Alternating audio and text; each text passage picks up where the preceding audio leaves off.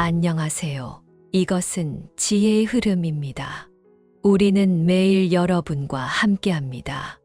70살의 박 할아버지께서 밤에 화장실에 다녀오신 후 갑작스럽게 돌아가신 일이 발생했습니다. 의사는 노년층에게 야간에 일어날 때 꼭 주의해야 할 3가지 사항을 경고했습니다. 박 할아버지는 평소 수면의 질이 좋지 않아 밤에 자주 화장실에 가곤 했습니다. 이번에도 평소와 같이 밤중에 소변이 마려워서 그는 곧바로 화장실로 향했습니다. 그러나 화장실에서 보리를 마친 후 박 할아버지는 갑작스러운 불편함을 느꼈고 심장이 빠르게 뛰며 현기증이 일어났습니다. 자신을 안정시키려 했지만 결국 바닥에 쓰러지고 말았습니다. 이 소리에 깨어난 가족이 신속하게 그를 병원으로 옮겼습니다. 의사들이 최선을 다해 응급 조치를 했지만 박 할아버지는 급성 질환으로 불행히도 세상을 떠나게 되었습니다. 이 비극은 박 할아버지의 가족들에게 깊은 슬픔을 안겼으며 동시에 지역사회 이웃들에게도 큰 관심과 논의를 불러일으켰습니다. 모두들 놀라움과 의문을 느끼며 단순히 화장실에 다녀오는 것만으로 어떻게 이렇게 심각한 결과를 초래할 수 있는지에 대해 궁금해했습니다. 의사는 박 할아버지의 사례를 통해 노년층이 밤에 일어날 때 많은 잠재적 건강 위험이 있다는 점을 지적하며 주의를 당부했습니다.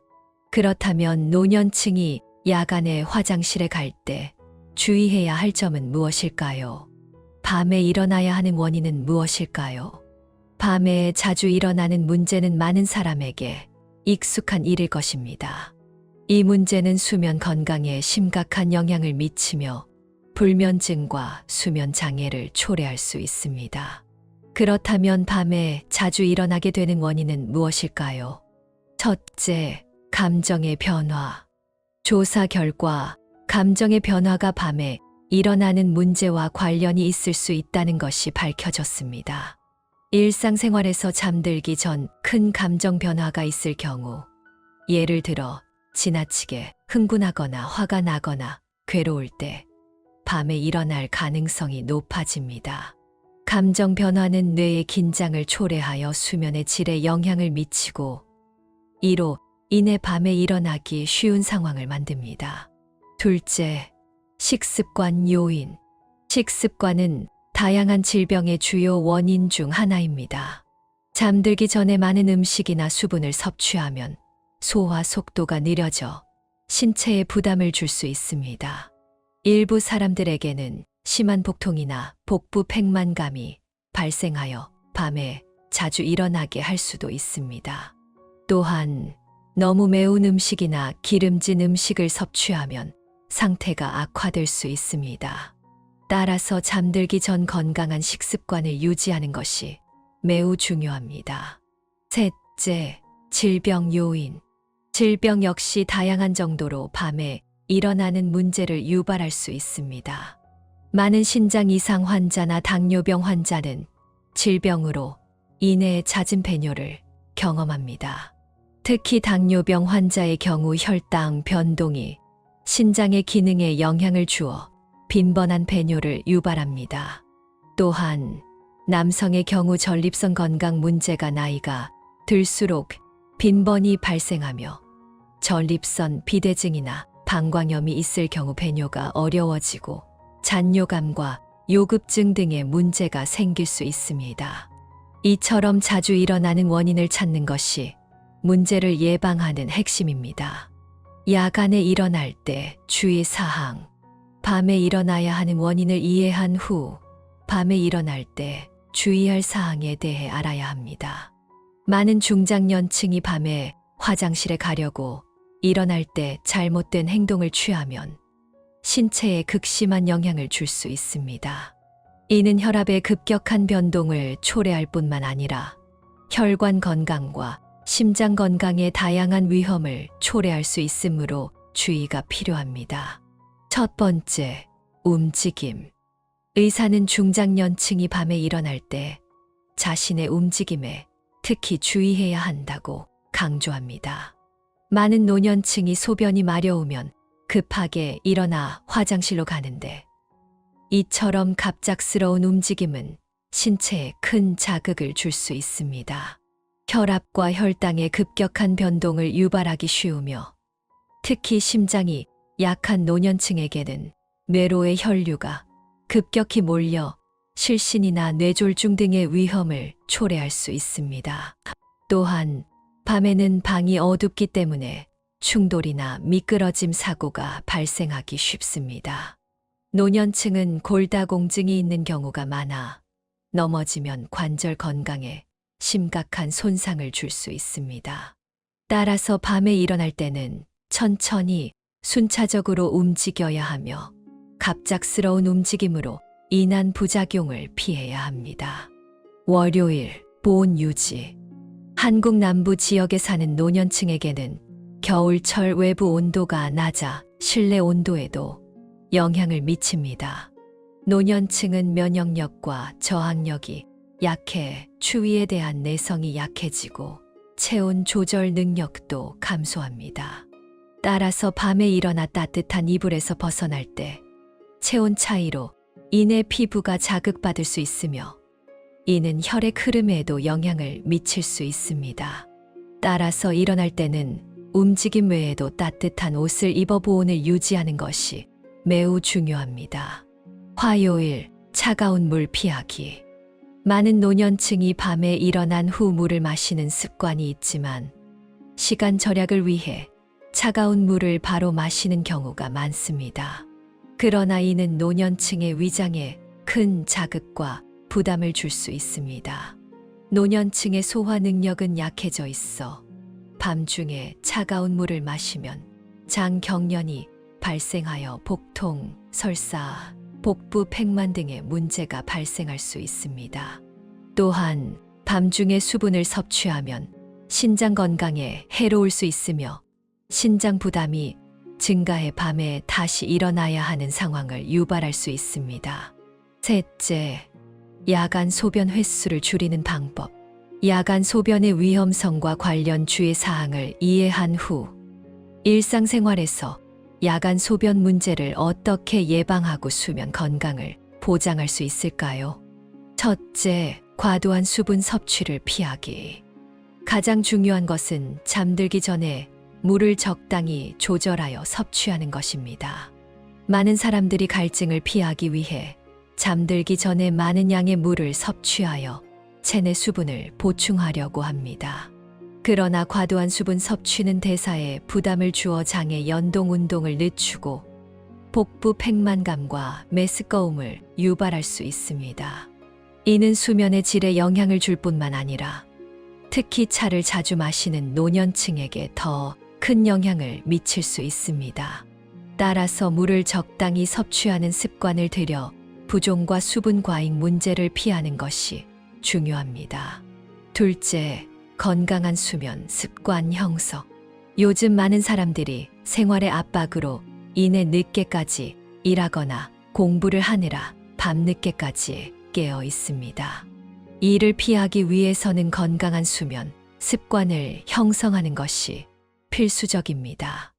매일 올바른 시간에 잠자리에 들고 7에서 8시간 정도의 충분한 수면 시간을 확보하는 것이 좋습니다. 특히 밤 10시에서 11시 사이에 잠자리에 드는 것이 신체가 더 잘 수면 상태에 들어가고 회복과 휴식을 돕는 데 유리합니다. 셋째, 취침 전 음식 섭취 피하기. 많은 사람들이 야식을 먹는 습관이 있어 잠들기 직전에 많은 음식을 섭취한 후 바로 잠드는 경우가 많습니다. 그러나 이것은 오히려 건강에 좋지 않은 영향을 미칩니다. 위장이 포만감에 차 있으면 소화와 흡수가 어렵고 장기적으로는 건강과 영양 흡수에 좋지 않은 영향을 미칠 수 있습니다. 따라서 취침 전 과도한 음식 섭취는 피해야 하며 특히 기름진 음식, 매운 음식, 짠 음식은 삼가야 합니다. 강한 맛의 음식을 섭취하면 갈증이 자주 발생하여 물을 많이 마시게 되고 이는 야간 소변을 유발하는 악순환을 초래할 수 있습니다. 넷째, 취침 전 자극적인 행동 피하기.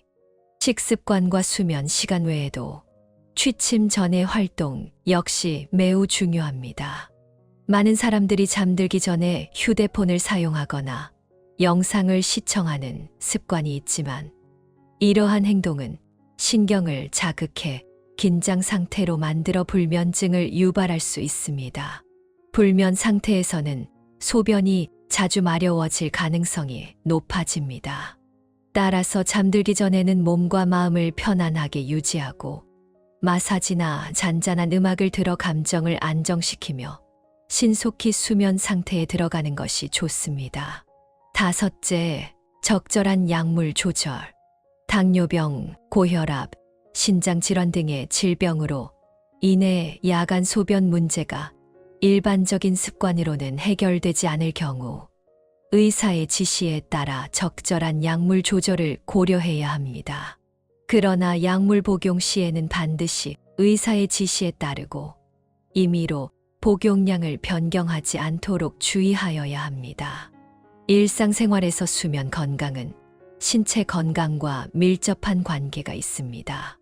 특히 중장년층에게 충분한 수면은 피로를 해소하고 체력을 증진시키며 신진대사를 촉진하여 신체를 안정적으로 유지하는 데 도움이 됩니다.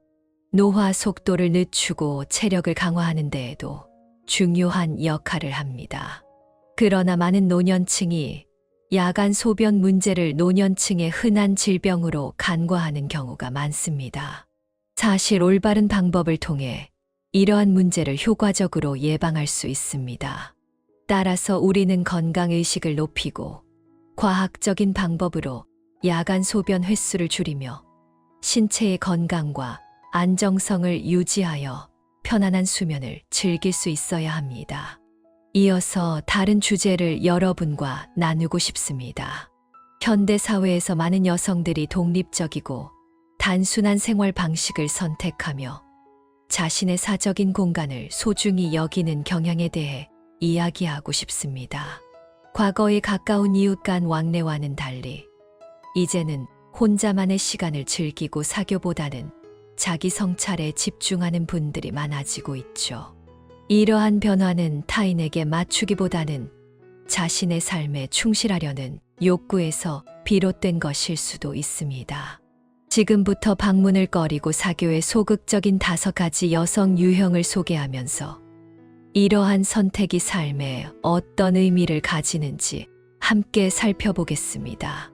방문을 싫어하고 다른 사람이 자신의 집에 오는 것도 꺼리는 여성들. 보통 5가지 유형으로 나뉩니다. 속담에 이르기를 차라리 혼자 고고하게 지내지 남을 기쁘게 하려고 자신을 억누르지 않는다고 했죠.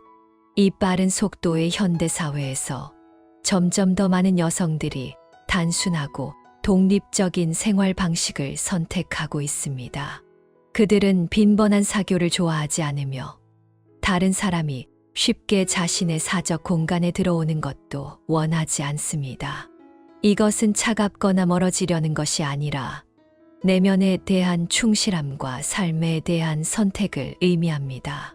작가 모엔의 말처럼 인생에서 우리는 우리에게 편안함을 주는 사람들과 함께 해야 합니다. 친구와 가족을 포함해서 말이죠. 피곤하다면 조금 멀리 떨어져도 좋고 남을 기쁘게 하기보다 나 자신을 가꾸는 것이 더 중요합니다. 고고하게 혼자 있는 것이 낫지 마음에도 없는 양보를 하는 것은 좋지 않다고 생각합니다. 요즘 사교 방식의 변화로 인해 많은 여성들이 적절한 거리를 유지하는 것도 건강한 선택임을 깨닫고 있습니다. 어린 시절 우리는 단층집이나 기와집에서 살았습니다. 그때는 이웃 간의 왕래가 잦았죠.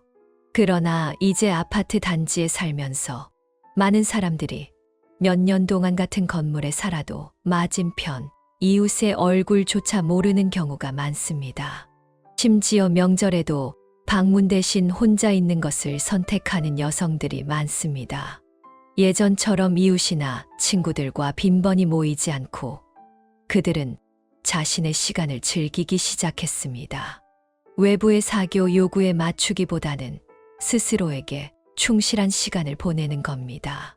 그렇다면 방문을 싫어하고 다른 사람이 집에 오는 것을 꺼리는 여성들의 공통된 특징은 무엇일까요? 이 5가지 독립적이고 이성적인 여성 유형을 한번 살펴보세요. 어쩌면 여러분도 그들의 모습에서 자신을 발견할 수 있을지도 모릅니다. 첫째, 인간관계의 냉혹함을 꿰뚫어보며 가식적인 감정을 싫어합니다. 삶에서 여러 고난과 인간관계의 냉온을 경험한 사람은 점차 이해하게 됩니다. 이익은 수가 아니라 질에서 온다는 것을. 이런 여성들은 더 이상 많은 친구를 유지하거나 빈번한 사교를 즐기지 않습니다. 그들은 인간성 속의 이익 계산을 꿰뚫어 보았기 때문입니다. 어떤 사람들은 겉으로는 친절하게 대해도 실제로는 뚜렷한 목적을 가지고 있을 수 있습니다. 일시적인 도움을 구하기 위해서거나 관계를 구축해 편의를 도모하기 위해서입니다. 이런 여성들에게 이러한 사교는 피곤할 뿐만 아니라 종종 감정적인 소모를 불러일으킵니다. 그래서 그들은 시간을 자신에게 혹은 진정한 친밀한 친구와 함께 보내기를 선호하고 가식적인 관계에 시간을 낭비하지 않습니다. 이러한 여성들은 때로는 과거를 회상할 수도 있습니다. 진심으로 대해 주었던 친구가 결정적인 순간에 곁에 없었거나 심지어는 그들의 선함을 이용해 이익을 얻으려 했던 경우가 있었습니다. 이런 사건을 겪고 나서 그들은 조용한 삶을 더 소중히 여기며 의미 없는 감정에 자신의 시간을 희생하지 않으려 합니다. 둘째, 고독을 즐기며 비효율적인 사교에서 멀어집니다. 누군가 말했듯이 저질의 사교보다는 고질의 독립이 낫습니다. 요즘 많은 여성들이 고독이 단순히 자신을 쉬게 할 뿐만 아니라 자기 자신을 발전시키는 소중한 시간임을 점차 깨닫고 있습니다.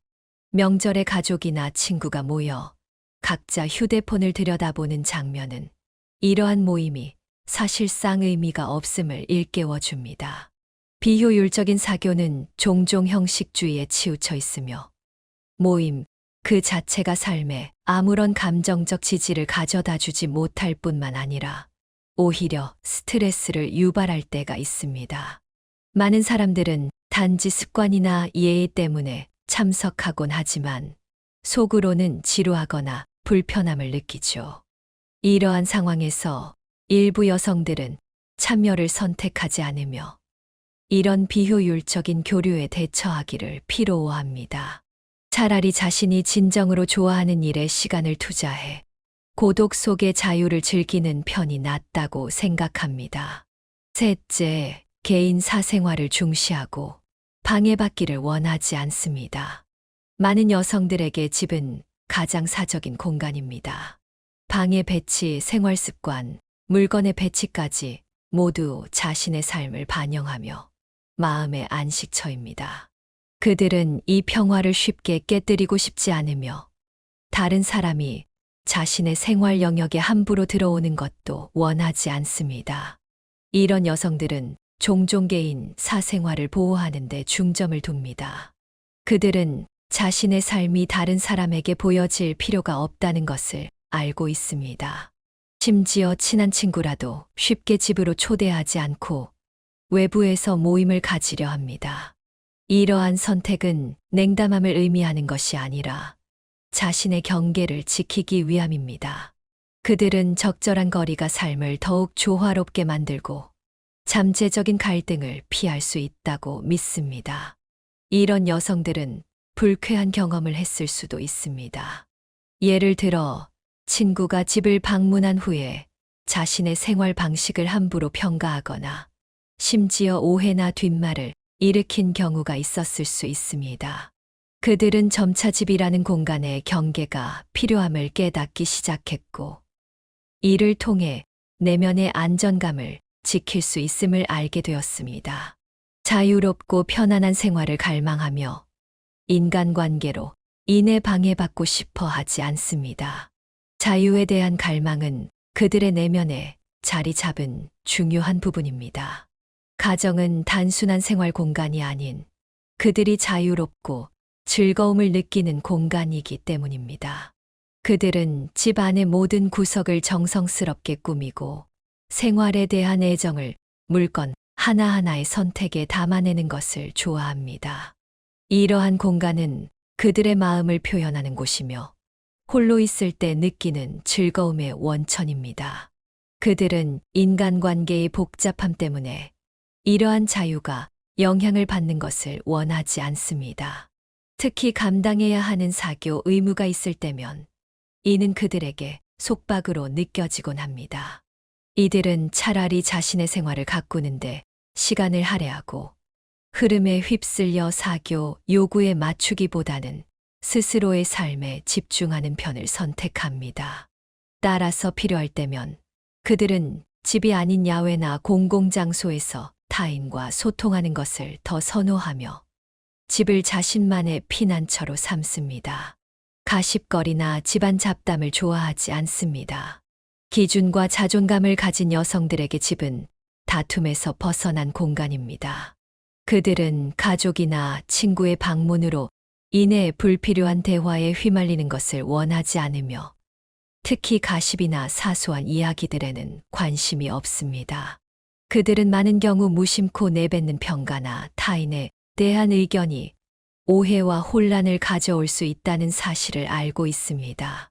심지어 무심결의 한 말이라 할지라도 어느새 다른 사람에게 전해지면서 말다툼의 씨앗이 될 수 있습니다.